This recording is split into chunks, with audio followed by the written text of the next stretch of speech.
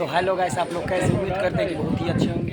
तो आप लोग आइए, मेरा ब्लॉग देखिए, ब्लॉग अच्छा लगे तो कमेंट कीजिए और ढेर सा प्यार दुआ कीजिए। अगर न्यू है आप लोग तो मेरा चैनल को सब्सक्राइब कर दीजिएगा भाई। ये मेरा हम लोग साथ ही खा रहे हैं खाना। ये SBT पैकिंग है, आपको यही कंपनी में हम लोग काम करते हैं और यहाँ कंपनी की तरफ से खाने के लिए मिला है तो हम लोग खा रहे हैं। आप लोग देख सकते हैं भाई लोग, क्या क्या चीज़ आप लोग को दिखाता हूँ, फोकस करके देखिएगा, प्लीज़ देख लीजिए।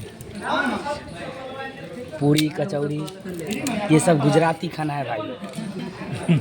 हाँ दिखाता हूँ, आप लोग देखते रहिएगा। ये देख लीजिए, खाने में ये चीज़ है, आप देख सकते हैं। आप लोग खुद समझ जाइएगा क्या क्या चीज़ है। हम लोग को तो पता नहीं इतना क्या चीज़ है नहीं है। तो इतना के लिए अगले ब्लॉग में मिलता हूँ। आप लोग मस्त रहिए, स्वस्थ रहिए, अपना ख्याल रखिए भाई।